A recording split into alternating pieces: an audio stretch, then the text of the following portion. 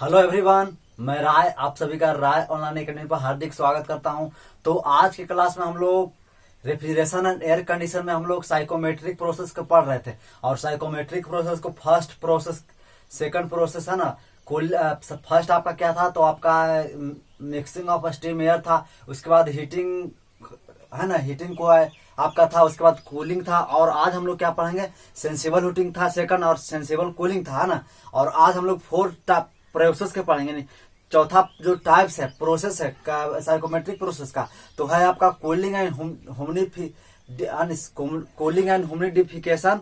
और पांचवा आपका है कूलिंग एंड डीह्यूमिडिफिकेशन, है ना। तो अब इसी दोनों को आज हम लोग कवर करेंगे।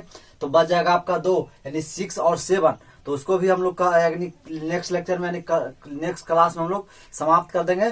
तो आपका आरएससी में टॉपिक समाप्त होगा। और एक दिन में हम लोग क्या करेंगे कि आपका जो सेकंड यूनिट में जो न्यूमेरिकल आपको बोले थे कि 2-3 पेज छोड़ दीजिए, उसको भी कर देंगे कवर। तो आपका आरएससी कंप्लीट हो जाएगा, है ना। उसके बाद आपका सारा पेपर ही कंप्लीट होने की कगार पर है। यानी कि आपका डिजाइन भी आपका देख लीजिए कि आपका समाप्त हो। आज क्लास किए होंगे ना डिजाइन का, तो डिजाइन का एक क्लास और लगेगा तो आपका समाप्त होगा। उसके बाद एक आपका कर देंगे मैराथन क्लासेस, यानी 1 से लेकर 8 क्लासेस का जो मेन पोर्शन है उसको हम लोग कंप्लीट करने का प्रयास करेंगे। लेकिन बेसिक तौर पर, मोटे तौर पर देखें हम लोग, तो मोटे तौर पर पूरा सिलेबस हम लोगों ने कंप्लीट कर दिया। केवल थ्योरी चीजों को हम लोगों ने पीडीएफ अटैच कर दिया, क्योंकि समय का अभाव था। केवल हम लोगों ने करीब आप देख लीजिए कि 50 से 52 के दिन में ही हम लोगों ने इतना कवर कर पाया। तो ये हम लोगों के लिए और बहुत है ना अच्छी बात है कि हम लोग 52 दिन में एक अच्छा 6 सेमेस्टर के सिलेबस को कंप्लीट कर दिया।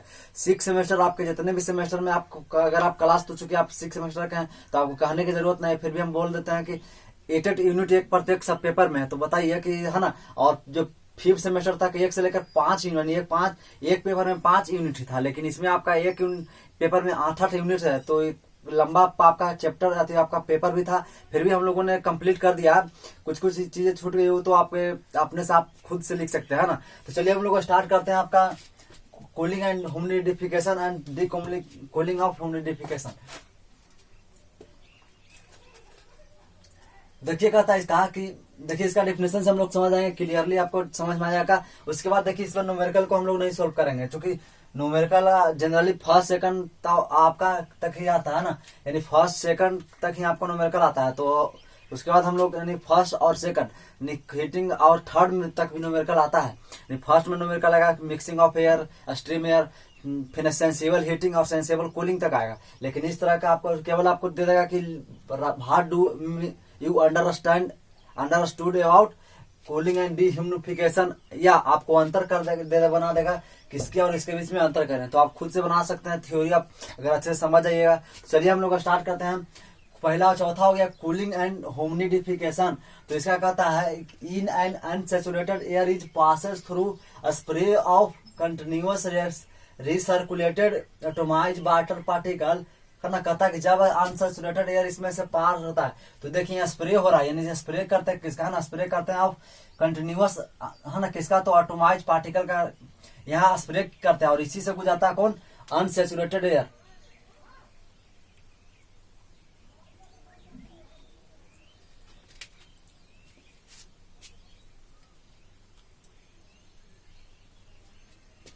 चलिए इशू हो गया था लाइट का। तो चलिए उसके बाद हम लोग देखते हैं इट इज है ना स्पेसिफिक ह्यूमिडिटी इंक्रीज। इसमें क्या होता है, स्पेसिफिक ह्यूमिडिटी इंक्रीज होता है भाई।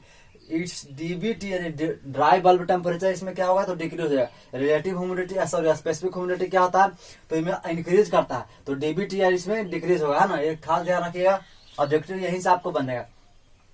फिर कहता है when the unsaturated air comes in contact with atomized water particle at reject its heat and as from of sensible heat to water particle due to which its dBT increase, है ना। उसके बाद क्या होता है, तो उसके बाद एटोमाइज्ड पार्टिकल से क्या हो जाता है, आपका रिएक्ट करता है, इससे आपका डीबीटी इंक्रीज होता है। यहाँ देखिए डीबीटी डिक्रीज हो रहा था, लेकिन अब क्या हो गया, तो डीबीटी इंक्रीज कर रहा। फिर कहता the rejected heat is utilized by the water particle as latent heat and the vapor gets diffused in unsaturated air due to which specific humidity increase।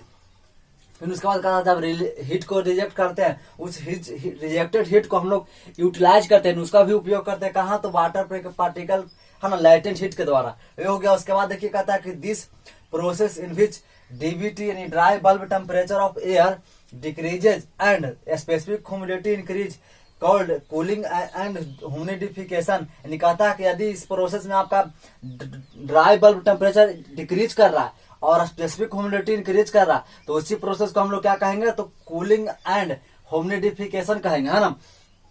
फिर देख लीजिए in this enthalpy of moist air remains constant, इसमें enthalpy constant होती है। और देखिए hence it is called adiabatically humidification. उसके अगर आना था जिससे हम लोग इसको क्या कह सकते हैं, तो एडियाबेटिकली आपका कह सकते हैं क्या, तो ह्यूमिडिफिकेशन। तो ये आपका था चौथा प्रोसेस साइकोमेट्री का, कूलिंग एंड ह्यूमिडिफिकेशन। उसके बाद हम लोग पढ़ेंगे पांचवा प्रोसेस आपका कूलिंग एंड डीह्यूमिडिफिकेशन। तो देख लीजिए when the air is passes over the surface whose temperature is less than dew point temperature of air, है ना, thence condensation of water vapour will occur simultaneously with sensible cooling. जब यहाँ से क्या करता तो एयर पास होता है, तो यहाँ चूंकि हीटिंग कॉइल लगा हुआ है ना, क्या है तो लगा हुआ, तो कॉइल लगने के कारण जो एयर जो पास होता है उसमें क्या रहता है, टेम्परेचर क्या होता है ना, क्या आपका कंडेंस होता है किसमें, तो वाटर वेपर में, है ना, जो एयर का होता है। उसके बाद आपका simultaneously sensible with sensible heating cooling के साथ करते हैं। उसके बाद कूलिंग करते हैं।